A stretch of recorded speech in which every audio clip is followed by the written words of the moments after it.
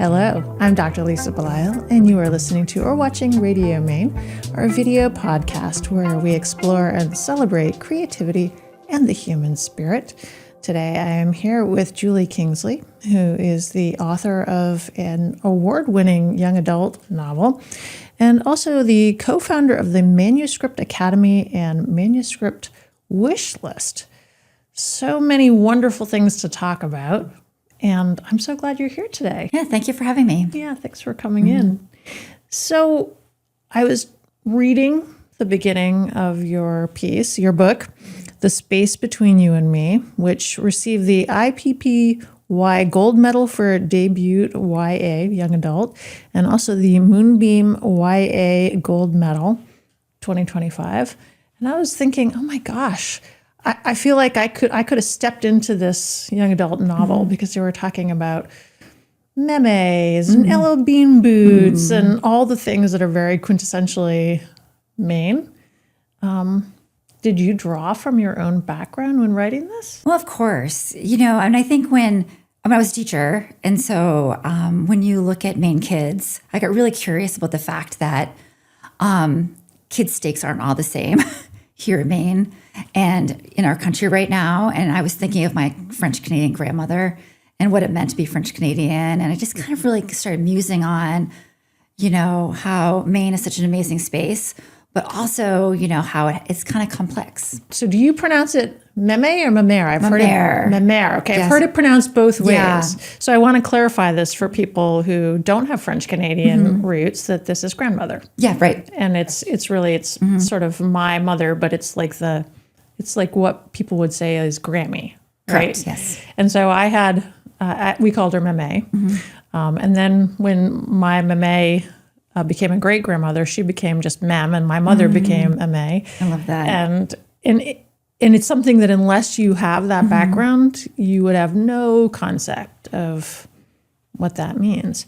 So what did it mean for you, in addition to having a mamere or a meme, what did it mean for you growing up with that French-Canadian background? I think the most interesting thing about it was that it wasn't something to be prideful of. Being French-Canadian, back then, it was something that, was kind of quiet. You kind of pushed that away. You just assimilated. And I think that's so much what we see with immigrants today, that it's always this push and pull in the United States. And I just wanted to play with it. When I went to Paris and I was like, oh my gosh, we're so French. My grandmother is so French and she's gorgeous. And she, the whole thing. And I was like, why haven't we embraced this culture at all here? So why do you think that is? I think, when you came down from Canada and you were poor and you were living in Westbrook and you were in the mills and there was just a lot of poverty. And I think they all lived through a really difficult time. So I think that, they once again settled in. I would agree with you. And I have relatives that were Westbrook based, mostly Biddeford. Yep. Biddeford, Same Biddeford, thing, Saco, right? Yeah. right? And you're right. I think there was a pride around, look how far we've come. But also when I go into mills now, I'm thinking I had relatives who worked here. Right. Like there are these beautiful renovated spaces, and I think it's wonderful that we've repurposed them.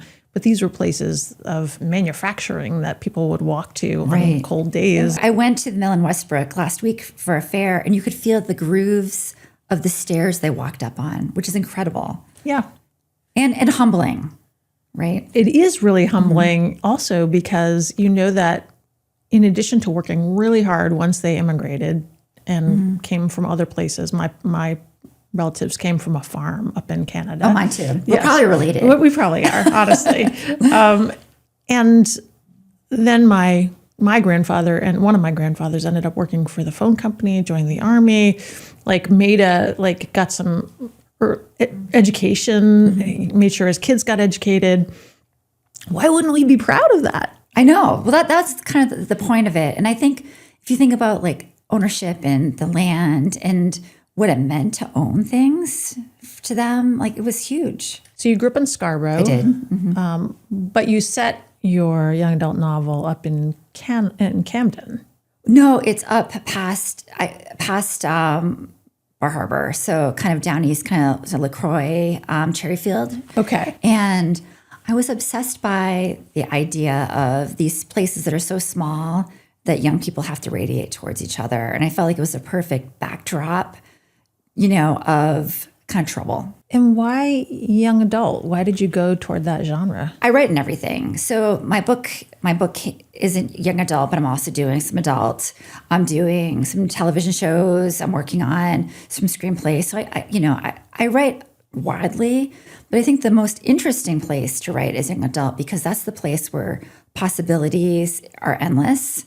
And you have that coming of age that you can play with. And I think that's such a fascinating time. So my mother was a teacher for decades. Same. Yeah. And so again, we're probably cousins. Yeah, we don't know it yet. We'll figure it out. We probably are related. And she loved working with that age group, that sort of 7th, 8th grade age group that was sort of honest and raw. Yeah. And 7th grade is one of my favorite grades to teach. so tell me about your teaching experience. So it's insane. I've taught almost everything from preschool to grad school, primarily 4th, 5th, and 7th grade when I taught the younger kids, 10 years at SMCC, the community college, which is, I think 7th grade and community college has like such intersections of creativity and spirit, and everyone's, you know, kind of all over the place. And I think that's what I've enjoyed most about that experience. They just made me laugh. They brought me energy.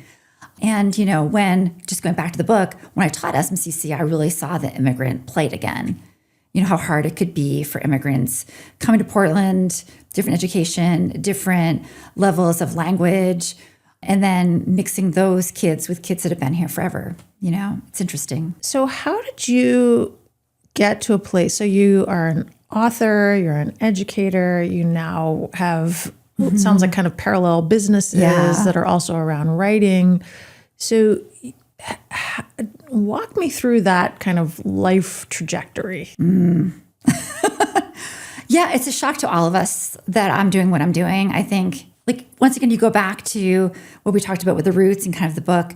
You know, when you have parents that had to really struggle, I think at times early on, you know, it was my dad's was a fire chief. My mother worked, you know, for insurance, but also worked for City of South Portland, you know, so you have very kind of grounded to your community. Like, how do you shoot out to be an entrepreneur? Not easily. I think the answer is, I was teaching, you know, loving it. I taught in Cumberland, my last job. And I would have never left, but, you know, my kids just needed me. You know, they both had some health issues when they were born. And I found myself kind of being torn between other people's kids and my kids, and I chose mine. And once I chose mine, I ended up with side hustles and, you know, just kind of like the more side hustles you do, the more entrepreneurial world kind of opens up to you.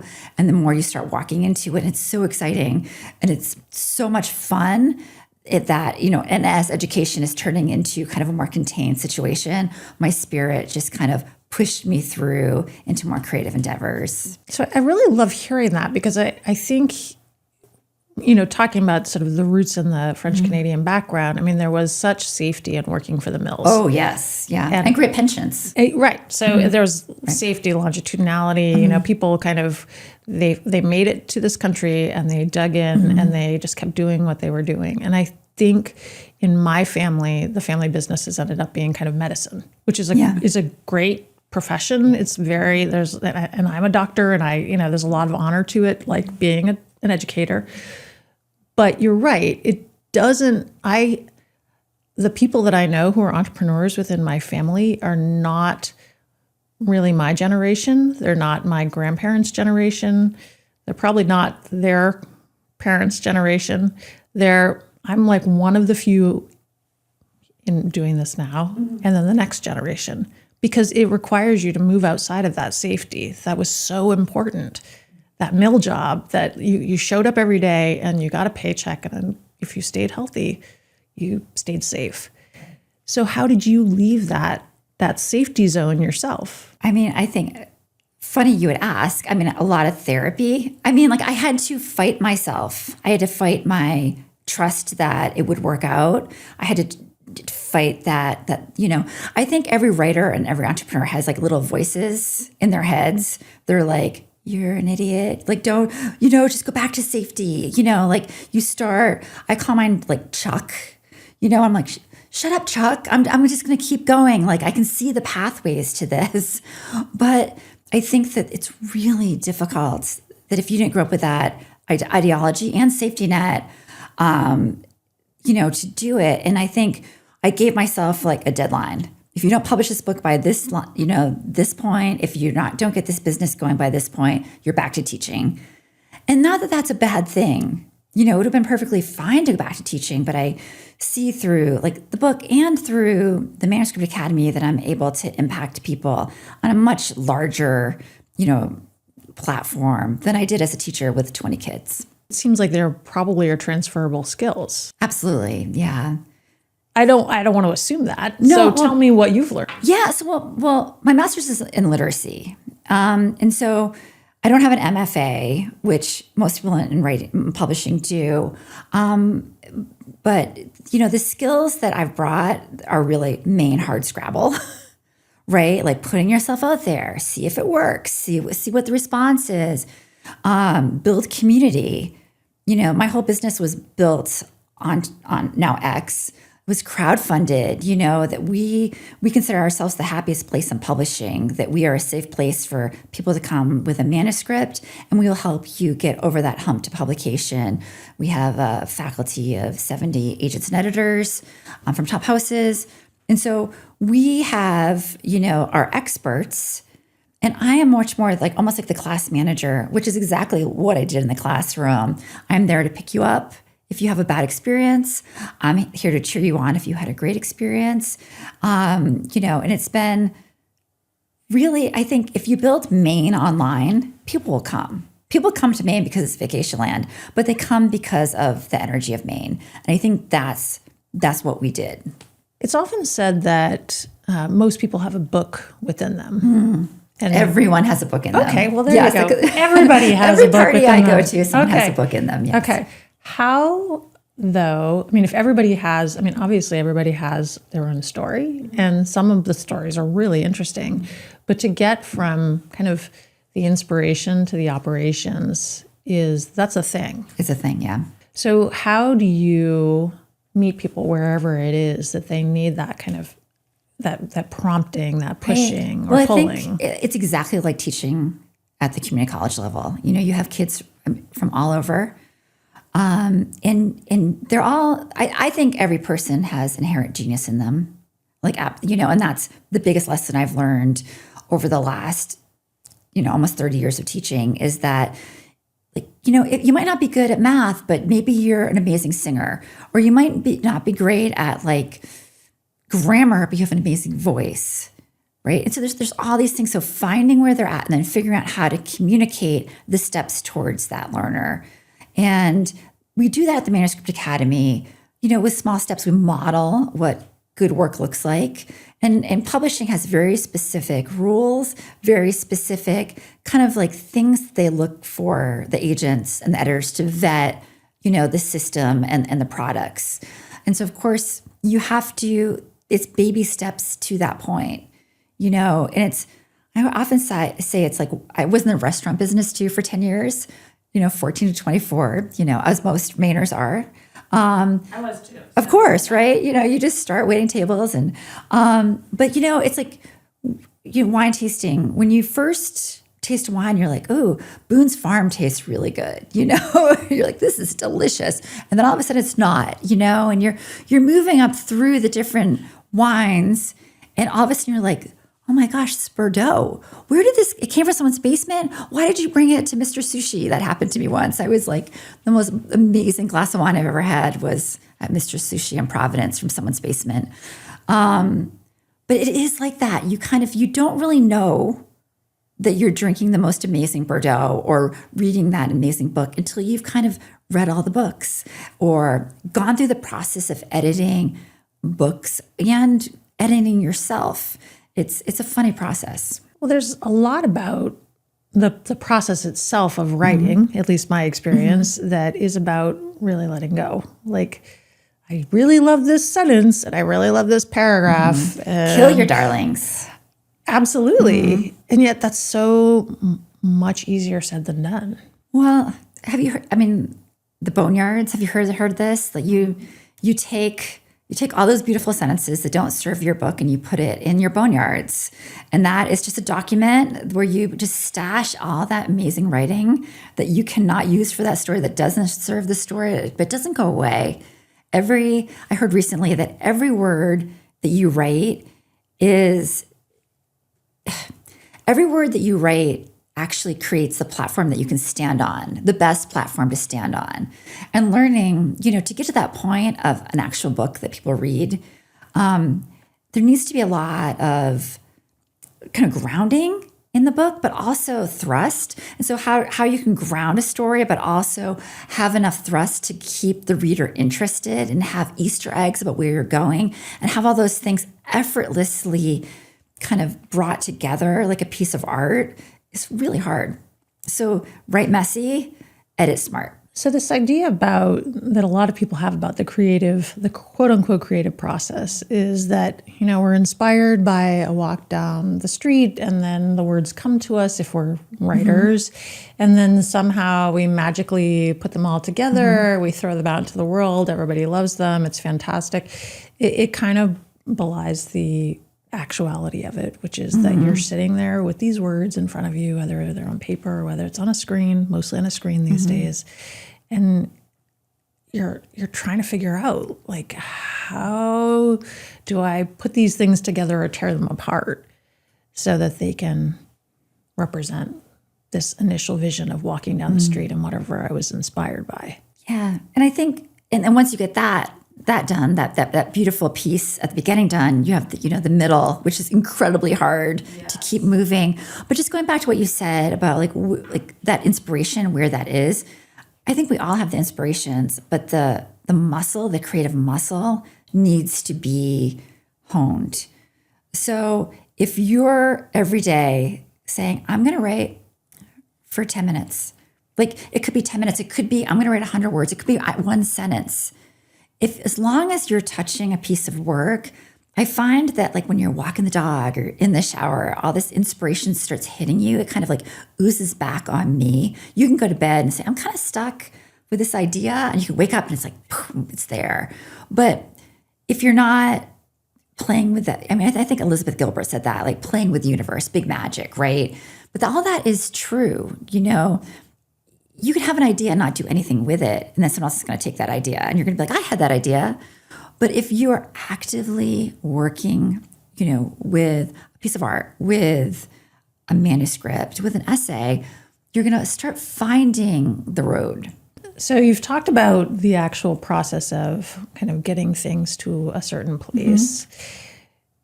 What also I think people don't always understand is the next thing where you hand your baby off to a person/group and say, here you go. Here's my baby. Isn't she pretty?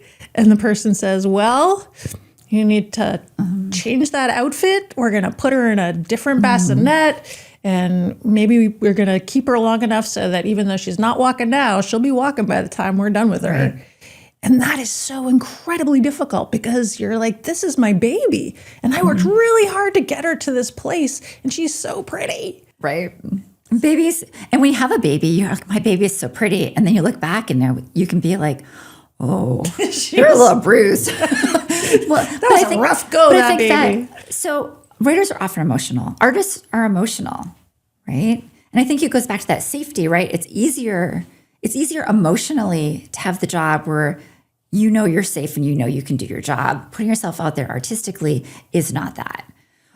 So the thick skin that you need to wrap around your body, it's real, and figuring out ways to deal with that. Rejection comes when you don't want it. Bad news comes in the publishing industry when you are not emotionally ready to have it. And so you have to figure out the core why and what you're able to handle.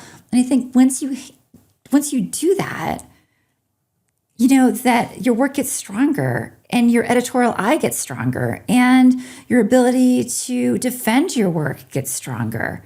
And there is a point where you have to defend your work, so it's, I've worked, so of course, you've had have editors. I've worked with Hollywood quite a bit with my book. So you have producers, you have screenwriters, you have directors, and everyone has, an opinion about what it should look like and who it should cast, and what the book cover looks like. So there's all these really interesting things, all the steps of the way. So of course, start practicing that with a critique group. Come to the Manuscript Academy and hear from an agent and editor what they initially see. School yourself. Don't write something in isolation. It needs to be part of a conversation. There's so many interesting things that you brought up. I'm trying to figure out which direction to go in first. I think I'll go with this idea of trust, because before you get to a place where you defend your work, you have to be open to people critiquing it. And you have to really trust the people are not doing it out of any malice. It really is in your best interest. And I remember it took me, when I was first writing for magazines, I was working with a copy editor, and I was working with an editor-in-chief. I was working with so many different editors. And initially that was hard to have that trust. Like, I'm the writer. Like, why are you not just taking what I put out there? And when I did, I think some of my favorite people were the editors, because they made my work better than it was when it came to them. And then again, they would bring the photographers in, and we would do captioning, and all the pieces would fit together in such a beautiful way that I had to actually trust that there was an overarching vision that was going to get me further than on my own. Did you have to work through that process yourself? I think I was pretty schooled by the time I got to that point with my book personally. Where I've been in a writing group with really amazing women. New York Times bestselling writers, Kierkegaard, like all of it. And so I trust them, and I trust when they say something, they're absolutely right. But I think that sometimes you can be in a situation early on where everyone has an opinion, but figuring out whose opinion matters to you and what opinion is going to actually move your book forward and the story forward to where it should be. And that, I critique people all the time. That's something I do for the Manuscript Academy. I often work with the people that had an agent, their feelings are hurt, or they're frustrated, and I will come in as a teacher and be like, okay, I'm seeing that you have an issue with grounding. I'm seeing that you're, showing too much. Telling too much, not showing. Excuse me. And there's simple things that you can do to make this line that I see here shine. I'm really good at finding the lines people are walking with writing, and then trying to figure out which is the best way to show off that line. But that's 20 years of, I taught screenwriting. I've been in these groups. I've done all these things, so I can kind of see it, but to learn how to see it takes a lot of time. I don't know if that makes sense. That it is, once again, that practice. It's that editorial part of your brain that you have to really expand. We're all readers. We're all consumers of stories. Our whole beings are meant to take in story, but to create them, to capture an audience, is just more difficult. And I like that what you're talking about is sort of your experience of being an editor and being able to create that trust for people, because you've had the experience of learning how to trust yourself. And having also been an editor, I absolutely know that I think I was able to be a better editor because I had been edited so often. Correct, yeah. And that was really worthwhile. And also, it leads me to my next question/comment, and that is, how do you know when it's actually time to defend yourself? Because sometimes we're so used to saying, oh yeah, you're right. And you kind of leave your own table. Like, how do you bring yourself back to that table so that you're saying, yeah, I hear what you're saying, and I just feel really strongly about this? Well, I think it's that expertise, right? When you're dealing with people that are not from Maine, and they're pointing out things they want to change about Maine, I was like, oh, I'm sorry. If I change that, Maine is going to come and get me. Like that is a non-negotiable, it was, I remember the biggest fight I had was about the word rakers, blueberry rakers. And people thought maybe that was racist. And I was like, no, in Maine, anyone that rakes blueberries is a blueberry raker, and it was a fight that I had to fight that fight because I didn't have another word for what happens in the blueberry fields, so that was something that I really went down for. But those things that, no, we're not going to turn this into a Hollywood, idea. Because I worked with Hollywood prior to publishing the book because I've had multiple, almost contracts. I have a team there. I can say that much. I have a team in Hollywood helping me out and, in conversation. But so, yeah, you're dealing with multiple, you have your editors, but you also have often other people that have stakes in your work. And that comes down to what can you negotiate, what can't you negotiate? And for me, as a native, there were certain things about Maine that was my absolute, no. The way I told the story, the flow, all of those things, I was, of course, willing to, change as needed. That makes a lot of sense. And I mean, now you've introduced another thing that I want to talk about, and just this idea that once people become interested in your work and they invest in your work, I mean, absolutely, they have a stake in it being successful because they are investing in it. I mean, there's often money behind that's going into this, and they're not doing it because they're thinking, oh, that's so nice. There's a nice girl from Maine and we want to support her. They're like, yes, we have given some money here. We would like to see that money come back to us. And so understanding what other people need to get back out of your own initial project, I mean, I suspect that's not something that everybody quite realizes immediately. I mean, I have a producer I've worked with for probably 12 years. I met her in Boston at Grub Street, which she was incredible. And there is that. I do owe her a lot, but I more owe her that she has been the cheerleader. Every spot I've been, she's my cheerleader. Like, I'll get like 8:30 Friday texts, even now, I'm your fan, And so I think when you have these relationships with people, like, and they are your mentors, and they, like, you see their work on HBO, you see their work, on Broadway, and that if they're giving you time, that there's something in your work that matters. And I think for that particular book, The Space Between Me and You, like, it was a hard book to sell. We were in a very odd time in the world when I was trying to sell that book. And so having that team in Hollywood, and honestly, the team in Islandport, with a space where I'm like, I know it's an important book, but are we ready for this book right now?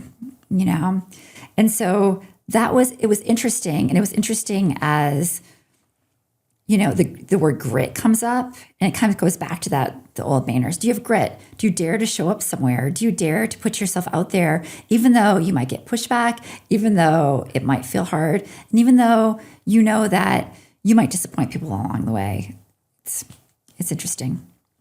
So back a few years ago, we created a book that it's published officially by Erie River, but that was a company that we put together to do this book for Safe Passage. But we worked with Islandport, and we worked with Dean Lunt at the time. And it was truly incredible, the amount of time that he and his very small group at the time were willing to put into this book that we were putting out there on behalf of this nonprofit. And it was such an education for me that they're the writers, and we all kind of know about writers. We all kind of understand editors. But then you're right. There's people who do publishing. There's people who do producing. There's people who do, and there's all these other people who are there as part of your kind of creative team. And it sounds like you've really benefited from having very strong members of Julie's creative team, both within the state and outside of the state. Yeah, absolutely. Just a shout out to Elizabeth Lopez, who, I have migrant workers in my book. I didn't write under that perspective, but they're there, and it is an immigration story. It does go into what we're seeing today with, politically people being taken by ICE. And And I wrote this well before. It was almost like a warning, I think, with where we are right now. And knowing that I had that sensitivity reader, knowing that I had, her perspective on, the Kingsley, the things in the book that were uniquely Hispanic, how could I have done it without her? I don't know why, I don't know why I thought I could have without her. She was that important to the project. So I think every book it's many hands.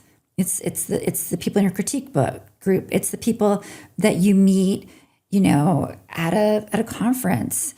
We just at the Manuscript Academy, we just heard that a book that went to auction, a book that they're saying is going to be one of the best, the new classic.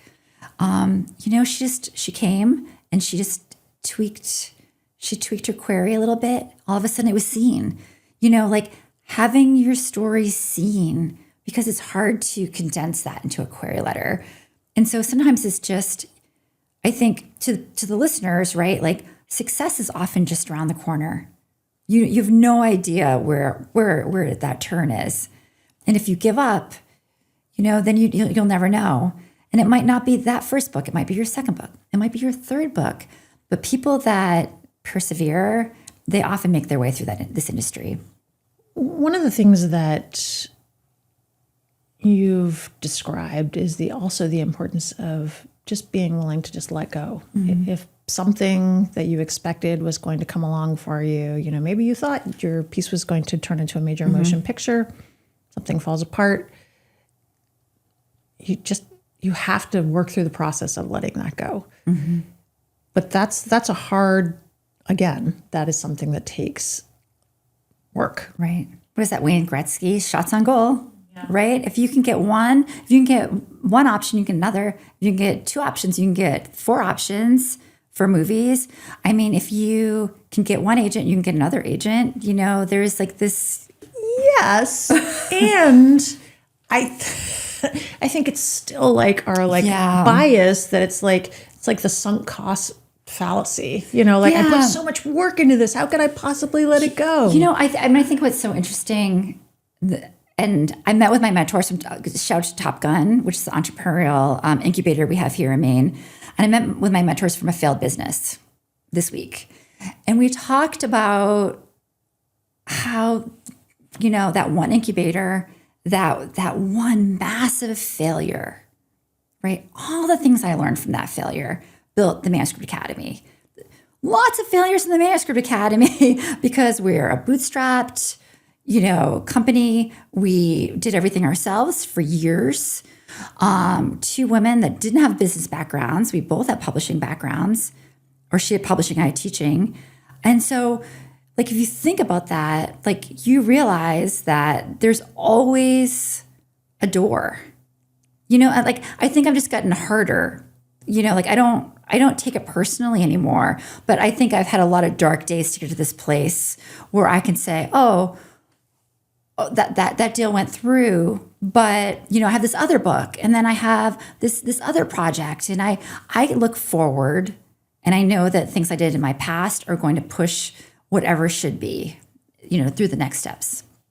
So is there anything that I haven't asked you that you think would be worth people's time spent listening to our conversation? Yeah, I think the notion of creativity, going back to this is for Mainers, right? So Mainers are the most creative, giving people. And so I would say to people out there that they say I have a story, or say, start putting yourself out there. Go to Maine Publishers Alliance has Gather, show up. And even if you just have a poem, go to your local library and see if there is a writing group, just be brave. If you feel that you want to do it, it doesn't take long. I mean, it takes a long time to actually write a book, but it doesn't take, if you think about how much time we spend scrolling, right? What if you got off Instagram for 10 minutes a day and did something creative? What if you painted something for 10 minutes versus Instagram? What if instead of watching that other show on Netflix, you sat down and made a list of creative projects that you have. It might be a business. I mean, that's the thing. Like creativity begets creativity. It might be a business. It might be a book. It might be a screenplay. It might be a poem. It might be a game that you can create. It might be, a side hustle. All these things in this crazy economy help. And failure is okay. It's part of life. And going back to like the French Canadian roots that we started with, they were brave and they came and they took risks. And I think everyone can.